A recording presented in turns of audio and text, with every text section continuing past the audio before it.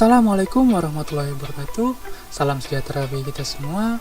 Bertemu lagi dalam mata kuliah Administrasi Pengelolaan Barang dan Jasa, Program Studi Administrasi Publik Universitas Malikus Saleh.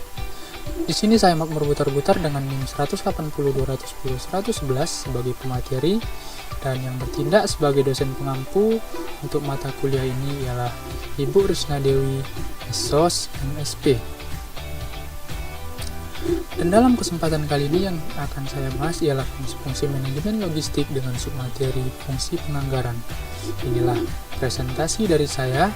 Selamat menyaksikan.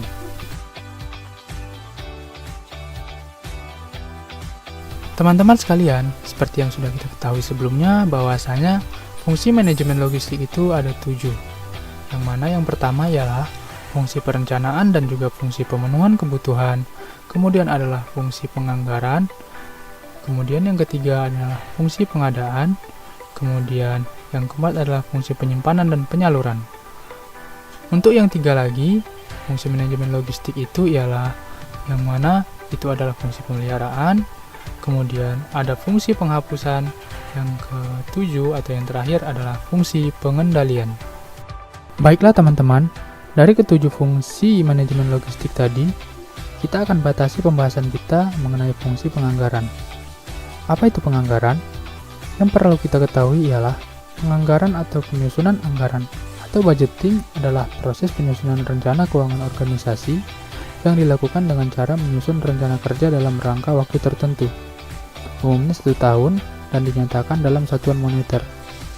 Penganggaran merupakan bagian dari proses perencanaan organisasi yang secara umum, yaitu meliputi perencanaan strategi atau strategic planning, kemudian perencanaan program atau programming, dan penyusunan anggaran.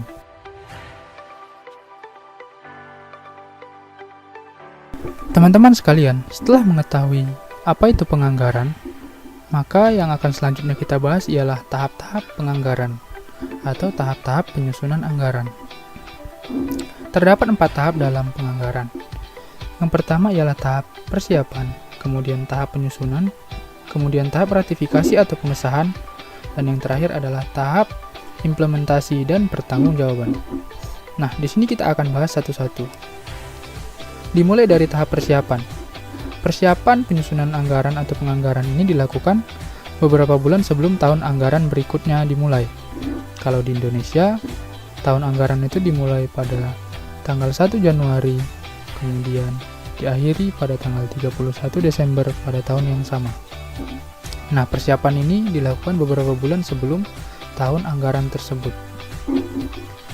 Dalam melakukan persiapan, yang perlu diperhatikan ialah menetapkan rencana besar organisasi, seperti tujuan, kebijakan, beserta asumsi-asumsinya yang menjadi dasar penyusunan anggaran tersebut.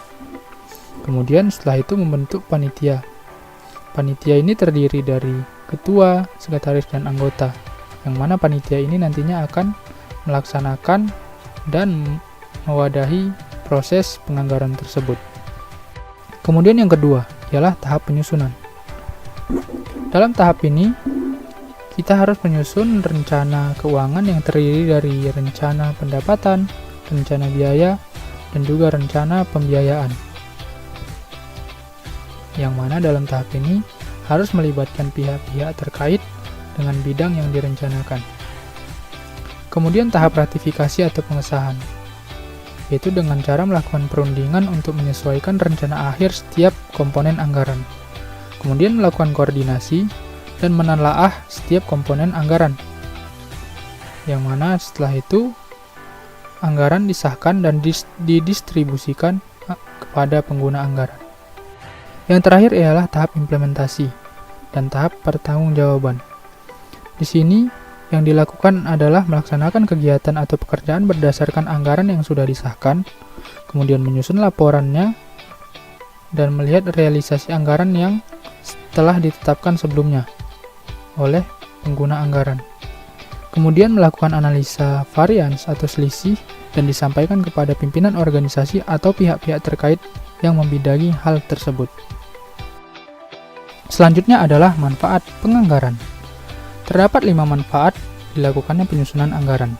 Yang pertama sebagai perencanaan terpadu, kemudian sebagai pedoman pelaksanaan perusahaan, kemudian sebagai alat pengkoordinasian, kemudian sebagai alat pengawasan kerja, dan yang terakhir adalah sebagai alat evaluasi perusahaan.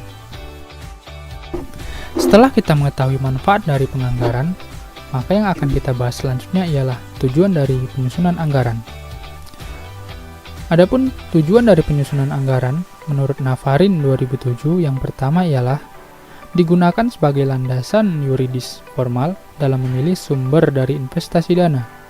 Yang kedua, memberikan batasan atas jumlah dana yang dicari dan digunakan, kemudian menyempurnakan rencana yang telah disusun, karena dengan anggaran lebih jelas dan nyata terlihat. Setelah itu merinci sumber dana yang dicari maupun jenis investasi dana, sehingga dapat memudahkan pengawasan. Tujuan yang kelima ialah merasionalkan sumber dan investasi dana agar dapat mencapai hasil yang maksimal. Kemudian yang terakhir, tujuan penganggaran ialah menampung dan menganalisis, serta memutuskan setiap usulan yang berkaitan dengan keuangan. Yang berikutnya yang akan kita bahas ialah metode penyusunan anggaran. Terdapat 3 metode penyusunan anggaran. Yang pertama ialah top-down budgeting, kemudian bottom-up budgeting, kemudian metode gabungan. Top-down budgeting ialah metode anggaran yang dilaksanakan oleh organisasi atau perusahaan yang dimulai dari pimpinan perusahaan kepada bawahannya. Sedangkan bottom-up budgeting ialah metode anggaran yang dilaksanakan suatu perusahaan yang dimulai dari bawahan kepada atasannya atau pimpinan perusahaan. Nah, yang terakhir adalah metode gabungan. Metode anggaran yang dilaksanakan suatu perusahaan dengan menggabungkan 2 metode sebelumnya, yaitu dengan menggabungkan metode bottom up, kemudian metode top down, dan dijadikanlah namanya metode gabungan. Teman-teman sekalian, setelah kita membahas mengenai penganggaran, maka di sini saya akan menghadirkan contoh mengenai siklus anggaran negara, atau yang biasa kita sebut dengan APBN, atau Anggaran Pendapatan dan Belanja Negara.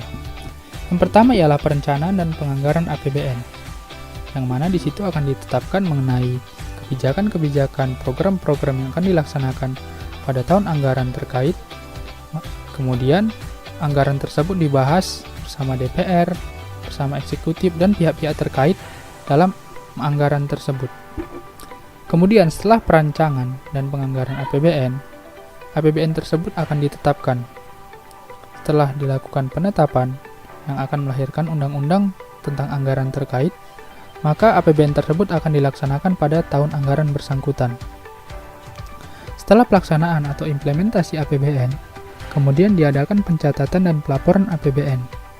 Kemudian, setelah ada pencatatan dan pelaporan APBN tersebut, maka akan diaudit dan diperiksa mengenai pertanggungjawaban APBN tersebut. Jadi bagaimana varian atau selisih dari realisasi anggaran tersebut, maka akan diperiksa pada tahap ini. Siklus APBN tadi menjadi materi terakhir pada kesempatan presentasi saya kali ini. Mohon maaf apabila terdapat kesalahan, kekeliruan, dan juga ketidakpatutan yang saya lakukan selama presentasi tadi. Akhir kata, saya mengucapkan terima kasih kepada teman-teman atas atensinya, dan kepada Ibu dosen pengampu untuk mata kuliah Administrasi Pengelolaan Barang dan Jasa, Ibu Risna Dewi SSM SP, atas dedikasinya selama 1 semester ini. Akhir kata, stay safe, tetap patuhi protokol kesehatan. Wabillahi taufiq wal hidayah. Wassalamualaikum warahmatullahi wabarakatuh.